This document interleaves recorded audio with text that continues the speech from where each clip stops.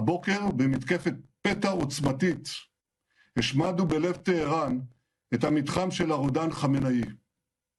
במשך 3.5 עשורים, רודן אכזר זה שלח טרור לרחבי העולם, אמלל את עמו ושקד כל הזמן, בלי הרף, על התוכנית להשמדת ישראל. התוכנית הזאת איננה, ורבים הסימנים שגם הרודן הזה איננו.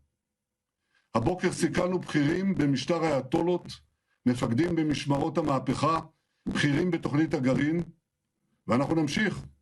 בימים הקרובים נכה באלפי מטרות של משטר הטרור. Is Israel attempting to break Iran's resolve or push the region closer to the brink? In a stunning and dramatic claim, Israeli Prime Minister Benjamin Netanyahu suggested that Iran's supreme leader Ayatollah Ali Khamenei may no longer be alive. There are many signs that Khamenei is no longer alive, Netanyahu told reporters, a declaration of seismic intent delivered without a shred of public evidence. The Israeli leader offered no verification, no documents, no imagery, only words that could ripple through Tehran and beyond. The timing is striking. This claim comes as military tensions escalate between Israel, the United States, and Iran, a volatile triangle now teetering on the edge of open conflict. Analysts suggest Netanyahu's assertion may be less about facts and more about strategy, a psychological strike designed to destabilize Tehran, shake confidence in the regime, and sow uncertainty amid ongoing operations. But Netanyahu did not stop at speculation. In a direct appeal to the Iranian public, he urged citizens to rise against their government, calling it a once-in-a-generation opportunity. In a Hebrew-language video statement, he warned, "Soon your moment will come, the moment when you must take to the streets in your masses to complete the work and bring down the regime of horrors." Switching to English, Netanyahu delivered a blunt, unmistakable challenge. Help has arrived. הבוקר במתקפת פתע עוצמתית השמדנו בלב טהרן את המתחם של הרודן חמינאי. במשך 3.5 עשורים, רודן אכזר זה שלח טרור לרחבי העולם, אמלל את עמו ושקד כל הזמן, בלי הרף, על התוכנית להשמדת ישראל. התוכנית הזאת איננה, ורבים הסימנים שגם הרודן הזה איננו. הבוקר סיכלנו בכירים במשטר האייתולות, מפקדים במשמרות המהפכה, בכירים בתוכנית הגרעין, ואנחנו נמשיך. בימים הקרובים נכה באלפי מטרות של משטר הטרור. The statement is raw, provocative, and alarmist, a calculated attempt to fracture morale inside Iran, amplify internal dissent, and sow power far beyond Israel's borders. Every word is designed to cut through the fog of uncertainty in Tehran, to sow doubt among officials, and to make the Iranian leadership appear vulnerable at a moment when the nation is already under immense military pressure. Whether Netanyahu's claim will succeed in shaking Tehran or merely harden Iran's resolve and inflame tensions further remains unknown.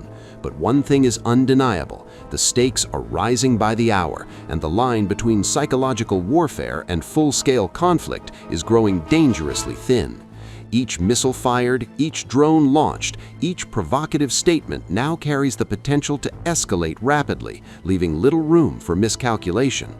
The world watches with bated breath as words, threats, and alleged intelligence collide with missiles, military posturing, and ongoing attacks, a perilous theater in which a single spark could ignite a far larger regional conflagration. Tehran, for its part, has not officially responded to Netanyahu's claims about Khamenei's status. Instead, the Iranian leadership appears to be keeping its focus on military operations, continuing strikes and maneuvers that reinforce its strategic posture. But in a region already on edge, statements like these risk pouring gasoline on an already smoldering fire. They could inflame tensions further, deepen mistrust, and complicate any remaining diplomatic off-ramps, making the path to de-escalation narrower and more treacherous with every passing hour.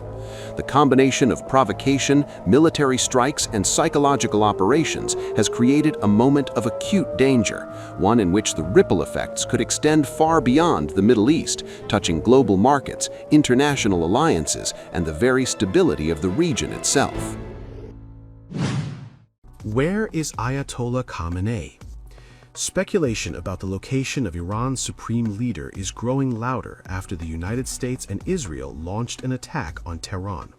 Finally, to the great, proud people of Iran, I say tonight that the hour of your freedom is at hand. Stay sheltered. Don't leave your home. It's very dangerous outside. Bombs will be dropping everywhere. When we are finished, take over your government. It will be yours to take. This will be probably your only chance for generations. For many years, you have asked for America's help, but you never got it. No president was willing to do what I am willing to do tonight. Now you have a president who is giving you what you want. So let's see how you respond. America is backing you with overwhelming strength and devastating force. Now is the time to seize control of your destiny and to unleash the prosperous and glorious future that is close within your reach. This is the moment for action. Do not let it pass. Just a short while ago, Israel and the United States launched the joint operation, Operation Lion's Roar. The operation's goal is to put an end to the threat from the Ayatollah's regime in Iran. At this very hour, the Israel Defense Forces are launching strikes against targets of the oppressive regime, facilities of the Revolutionary Guards and the Basij, and in coordination with the United States military, ballistic missile sites that pose a direct threat to both Israel and US forces. This operation will continue for as long as it is deemed necessary. Over the past few months, the tyrants in Iran have been plotting to reconstruct their nuclear and missile capabilities and to conceal them deep underground where we won't be able to reach them. If we do not stop them right now, they will become completely immune. And for this very reason, their representatives in these negotiations are attempting to gain precious time. They are trying to buy time in a completely futile and deceitful negotiation with our American friends. We have now undertaken Operation Lion's Roar, an operation that is significantly more powerful than Operation White Valley, which was already very powerful. While our undertaking this endeavor involves complete cooperation with our friends in the United States, under the courageous leadership of President Trump, together with the United States, we will deliver a severe blow to the regime of terror. We will create the necessary conditions to allow the brave Iranian people to cast off the oppressive yoke of this murderous regime.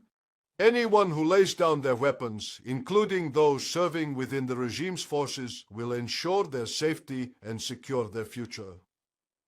The Iranian people, with all their diverse communities, the Persians, the Kurds, the Azeris, the Balokis, the Afghans, and every other citizen of this truly magnificent nation. This is your golden opportunity to establish a new and genuinely free Iran. Take your destiny firmly into your own hands. The United States and Israel launched an attack on Iran on Saturday, with explosions reported near the offices of Khamenei. However, an Iranian official told news agency Reuters that Khamenei was not in Tehran and had been moved to a secure location. Khamenei did not make a public appearance in the days before the attack and hasn't been immediately seen after. During the 12-day war in June, he was believed to have been taken to a secure location away from his Tehran compound. Having succeeded the Islamic Republic's late founder, Ayatollah Ruhollah Khamenei, Ali Khamenei has been the country's supreme leader since 1989. Khamenei has wielded influence since the 1979 Iranian Revolution, having served as Iran's defense minister and then supervising the Islamic Revolutionary Corps before being elected president in 1981. Khamenei had also skipped the annual February 8th meeting, a decades-old ritual where Iran's Air Force commanders usually pledge allegiance. When Donald Trump deployed warships ahead of the attack, Khamenei had issued a chilling warning to the U.S. forces. Israelis took shelter in an underground parking lot in central Tel Aviv on Saturday as air raid sirens sounded following the launch of Iranian missiles toward the country after strikes carried out by the United States and Israel against Iran. We were expecting these events and we're not really surprised, but it's not really nice to be in the situation. However, we are highly trained and we're not worried. We have a full confidence in our defense forces, and I'm sure we're going to win. We look at this in the long term. We suffer today, but we do hope that it will resolve the problems of tomorrow. The Iranian regime is not just a threat of us, people who live here in Tel Aviv, but for the entire world. I think last time we didn't have the full kind of American military behind us. And this time I think they know what their main objective is. So I think, yeah, there's a possible chance of other changes happening, but let's see.